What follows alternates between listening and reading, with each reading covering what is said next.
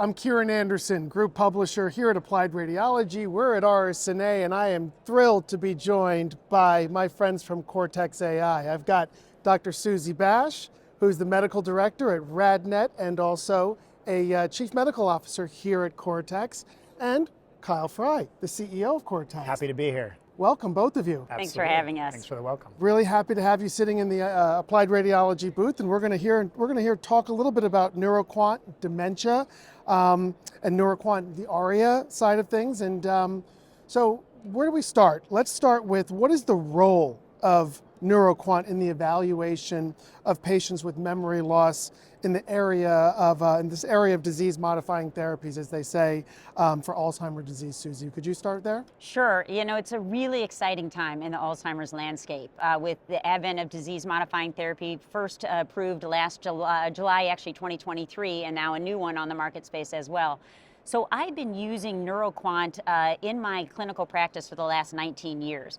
And basically the AI tool identifies and labels anatomic structures in the brain, and then it quantifies the volume of those structures, and that allows us to perform volumetric tracking of disease over time.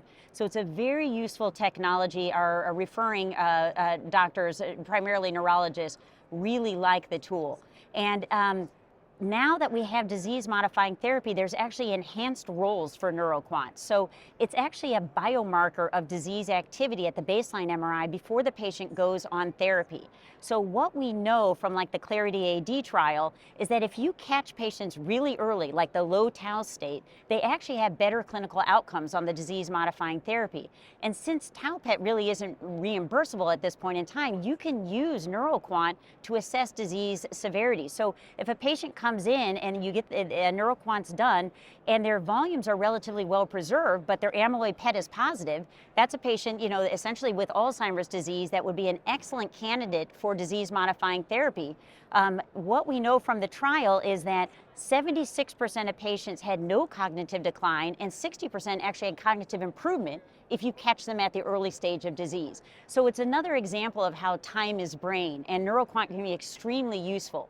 40% of patients that have mild cognitive impairment will move on and progress into Alzheimer's disease. So this is a very important tool, and actually our NeuroQuant volumes are going through the roof. We're a 103% increase in utilization of NeuroQuant in the past year alone since DMTs are now on the market space. And then the other really exciting component is Cortex just got FDA approval in August for their 5.0 version, and that allows us to detect the side effects that can be seen with disease-modifying therapy. So those are amyloid-related imaging abnormalities, or ARIA. And ARIA-E is edema in the brain or sulcal effusions, and ARIA-H is microhemorrhages or superficial siderosis. So the software can actually automatically detect those, side effects and actually provide a radiographic grading. And it turns out that when you use this AI tool, it improves the accuracy of detection of ARIA. So it's an extremely useful product. It will actually measure the area of involvement, it will calculate the sites of involvement, and again, give that radiographic grading. So pretty exciting. I mean, more than exciting, fascinating to be quite frank, and it sounds like it's going to make a huge difference in managing these patients. Absolutely. Kyle, when you think about these products, NeuroQuant for dementia, and you mentioned ARIA there, you talk about like enhancing value and impacting the clinical, care pathway. How is this happening? How is this different? It's one of the beautiful things about Cortex is, we have some original IP that really broke into the volumetric side of post-processing, really the pioneers, if you will, in the space. And we've continued to evolve, we've continued to innovate in what we're doing. And so one of the biggest pieces, we say is, the Cortex you may have known, in the past and the Cortex you know today are two very different pieces because we offer, a breadth of products with our NeuroQuant, NeuroQuant MS, the ability now to aid, in diagnosis of ARIA, brain tumor that we'll hear a little bit about, our prostate product, our CT product that we offer to be able to look at within stroke patients. All of this comes as how do we, how can we impact and the workflow for Susie and her colleagues across the globe, not just here stateside, but across the globe. And that's what we continue to do. So the value that we want to be able to bring is the ability to enhance the workflow, to really aid in that diagnosis and whatever that may be. But one of the huge values is that all of our products have the longitudinally capabilities, right? So we can track patients in their journey. And that we're also not just part of the diagnosis path, but we're also part of that treatment path, right? And so that Susie and her colleagues, they're going to see, a neuroquant reports come out often, because you're going to have those patients coming in to be able to have the scans, and you can actually have quick references to see how that patient is doing. So for us, we want to continue to add value. We want to continue to be at the forefront of what neuroradiologists need, what body radiologists need, what neurologists, urologists, neurosurgeons need, but at the core of the radiology world. And we are doing that by continuing to build on our foundation, on our IP, on our technology from 20 years ago. That's great. That's great. And Dr. Bash, when you think about some of the main advantages of the NeuroQuant software, Kyle has alluded to some of those, and you'd spoken a little bit about it. But maybe where does the rubber hit the road for the practicing neuroradiologist in practice today? Well, first of all, it's a very easy tool to use. So it not only increases accuracy, but it really adds diagnostic value. And the great thing is it's really negligible increase in your acquisition speed. It's just a 3D T1 for the Dementia product. And so it really doesn't add any extra time. It doesn't require any external hardware, so it's all cloud-based. Processing is extremely fast. In less than 6 minutes, the report's back on PACS. It's easy to interpret, and it also, the radiologists don't have to do any post-processing themselves. It's all done for them with the software. And then it really adds a big referral advantage. So it's a great, it's a wonderful ROI for imaging enterprises as well, because you're giving added value. Again, our referrers love it. In the 19 years I've been using it, I have never had a single referrer who started using it and then stopped. So it just shows you right there. It's really more about the educational initiative to make people aware of the value of quantitative post-processing.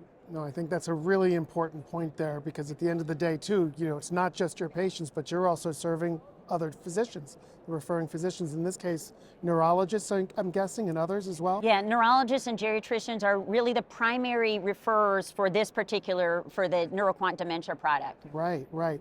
Kyle, when you think about where do you go from here, right? Because you've got such a great base, long history, amazing, pipeline of products, where do you go? Where's the growth and the continued acceptance, and penetration into the marketplace? It's a great question. I think the key piece is, and Susie and I have talked about it in the past, the biggest piece is, although Cortex has been around, we are an industry leading with our technology, and we have millions of exams that have been done with our technology over time. The quantitative world is really now starting to lift off, right? And we have a fantastic group of users and partners across the US and internationally that, to Susie's point, they can't imagine life without it.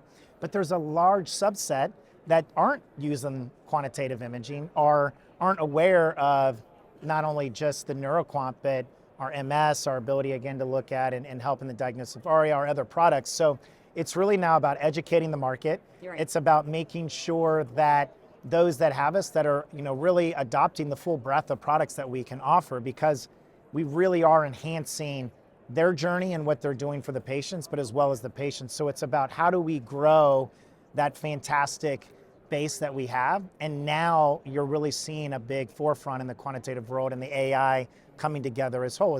You're not seeing all of this technology on making a brand new 1.5 or 3T scanner. Where are you seeing the technology? It's really coming in the software side, and how can you enhance that experience, right? There's only so much you can do on the I agree. the box side. And it's really precision medicine. And another thing that we haven't mentioned yet is it really decreases reader subjectivity. Our referrers don't like it when two neuroradiologists say two very different things about brain volume. And so by comparing to a large age and gender matched database, it really helps us standardize our reports. So it adds a great amount of value in the reduced reader subjectivity space as well. So as Kyle said, there has been a big shift that I've seen in the neuroradiology community in terms of acceptance of this.